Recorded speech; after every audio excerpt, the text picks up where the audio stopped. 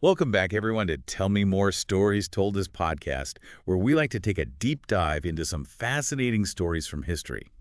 Buckle up, because today we're going back to March 27th, 1977, a day that's unfortunately known for the Tenerife Airport disaster. Yeah, it's one of those events that just sends chills down your spine. Absolutely, and it really highlights how a chain of seemingly small events can lead to unimaginable consequences. Exactly like a domino effect gone wrong. Now, for those who might not be familiar with Tenerife, can you set the stage for us a little bit?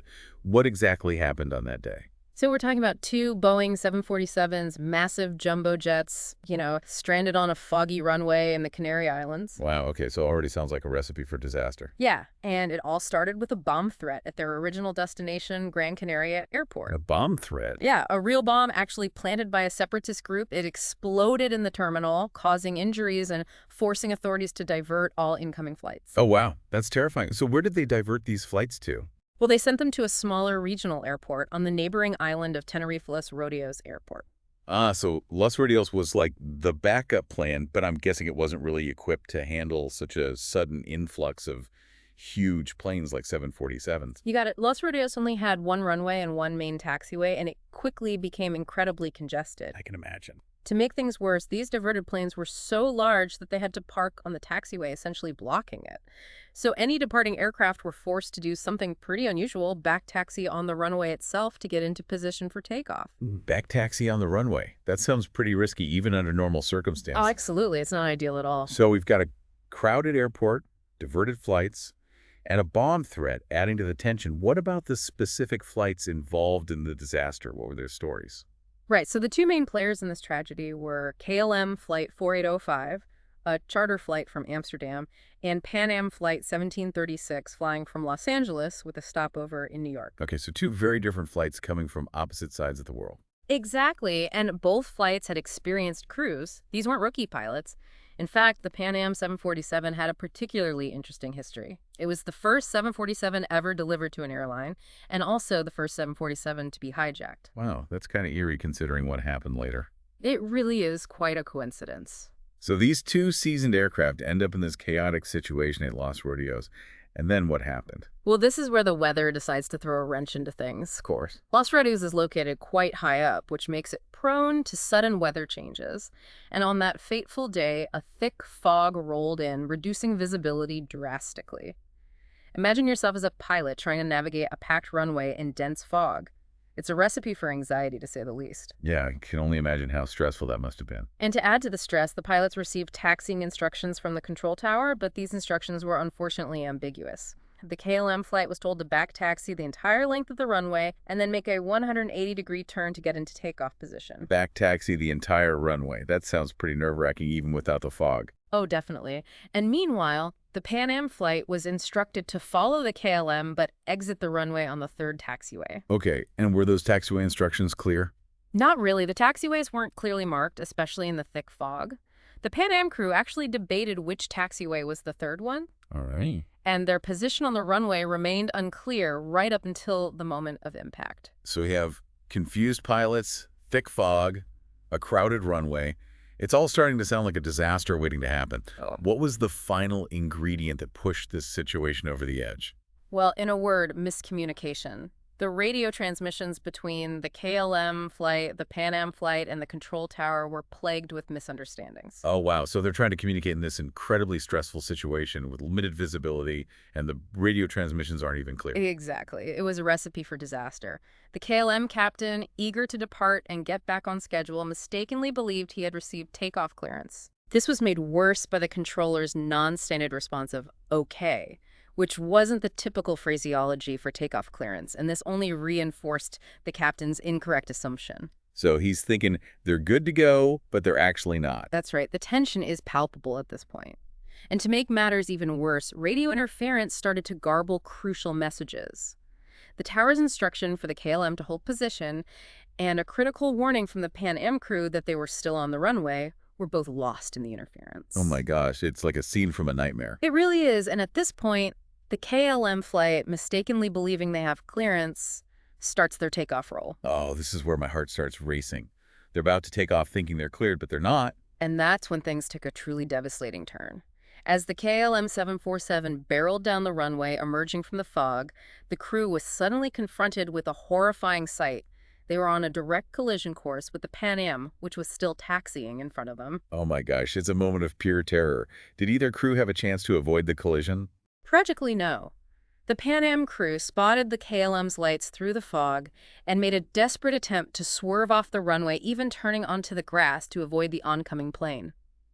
Meanwhile, the KLM captain, realizing the situation far too late, tried to lift off prematurely, but the events were unfolding far too rapidly.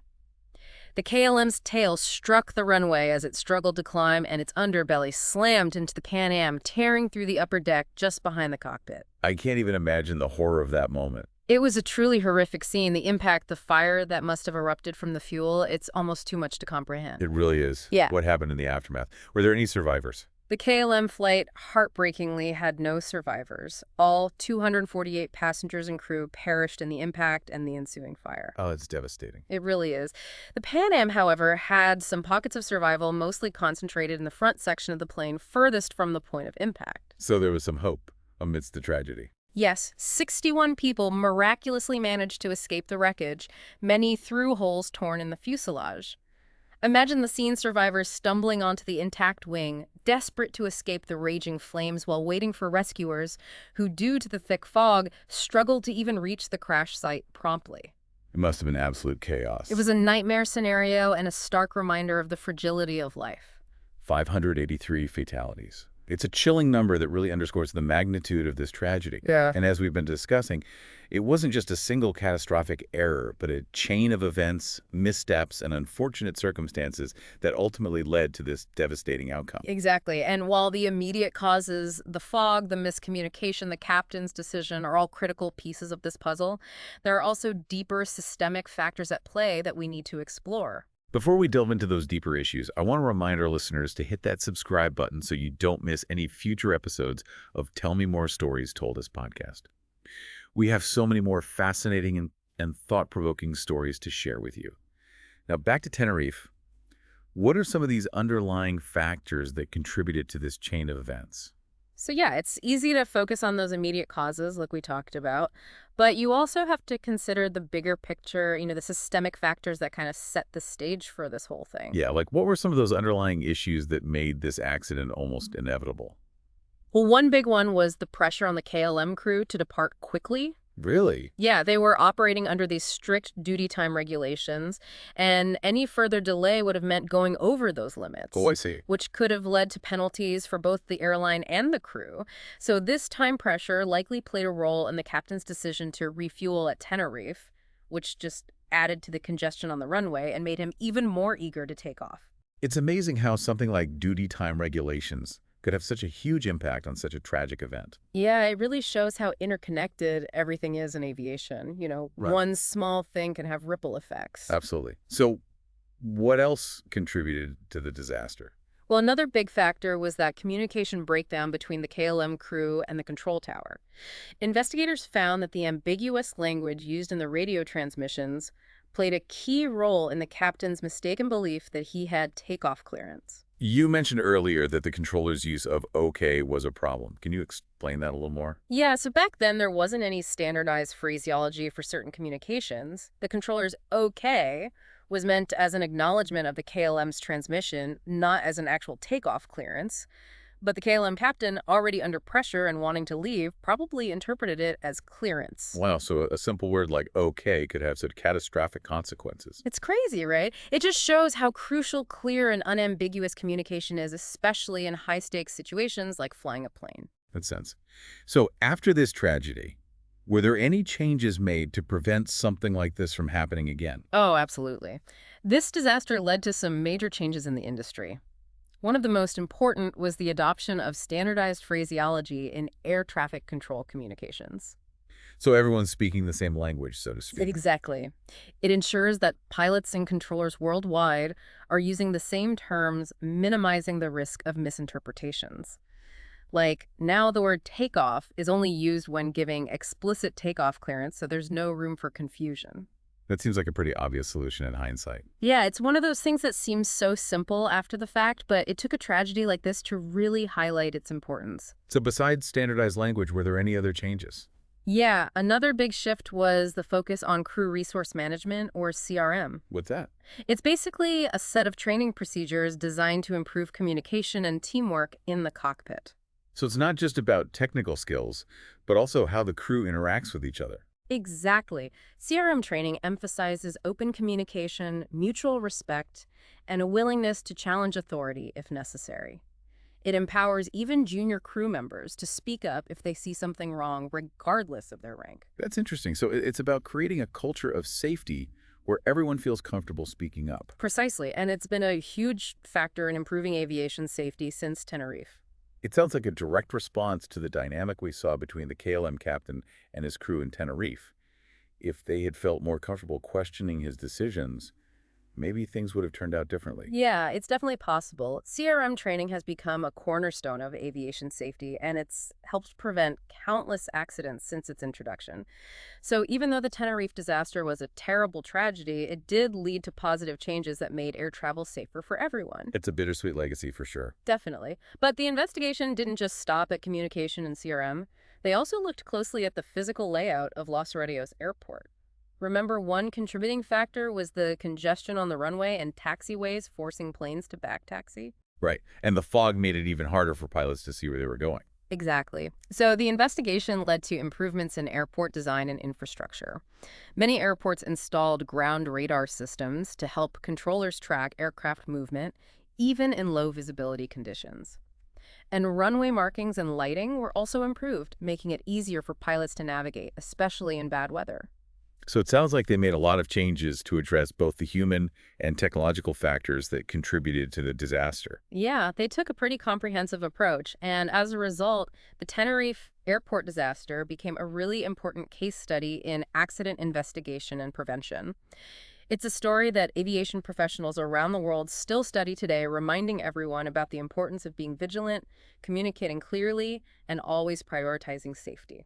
Welcome back to Tell Me More Stories Told as podcast. Yeah. You know, we've been talking about the Tenerife Airport disaster, and it's been a pretty heavy conversation. Yeah, it really is a story that sticks with you, not just because of how tragic it was, but also because of what it teaches us. Right? Like how those seemingly small errors can snowball into something really catastrophic. Exactly. And I think what makes Tenerife so interesting is that it wasn't just one big mistake, but a whole chain of events, a perfect storm of contributing factors that all came together at the worst possible time. It's crazy how the investigation uncovered all these interconnected elements, like the crowded airport, the fog, the communication breakdowns, even those duty time regulations, they all played a role. And beyond those immediate causes, Tenerife also revealed something really profound about how we make decisions under pressure. What do you mean? Well, it exposed how vulnerable we are to what psychologists call cognitive biases, which are basically mental shortcuts our brains use to process information quickly. Mental shortcuts. Yeah, but sometimes those shortcuts can lead to bad decisions, especially when we're stressed out. Can you give an example of how that might have happened in Tenerife? Sure. One example is something called confirmation bias, which is like our tendency to favor information that supports what we already believe, even if it's not accurate. So we kind of cherry pick the information that fits our narrative. Exactly. And in the case of the KLM captain, his desire to take off on time, combined with that ambiguous okay from the controller, might have led him to subconsciously ignore any information that suggested he didn't have clearance. So he was looking for reasons to support a decision he'd already made instead of really evaluating the situation objectively. Right, and it's important to remember that these biases aren't limited to pilots or people in high-stress jobs. Yeah. We all have them, and they can affect our decisions in all sorts of situations. Wow, that's kind of scary to think about. Yeah, it really shows how our brains can sometimes trick us even when the stakes are really high. So what can we do about it? Well, the Tenerife disaster really highlights the importance of not just technical skills, but also self-awareness, critical thinking, and being willing to question our own assumptions. So it's about having that mental flexibility to adapt to unexpected situations. Exactly. And it's also about communication, making sure everyone's on the same page and understands each other clearly. It's amazing how relevant the lessons from Tenerife still are today, even though it happened almost 50 years ago. Yeah, it's a story that's still being studied and analyzed all over the world. And it serves as a powerful reminder that safety depends on a lot of factors, not just technology, but also human behavior and how we interact with each other.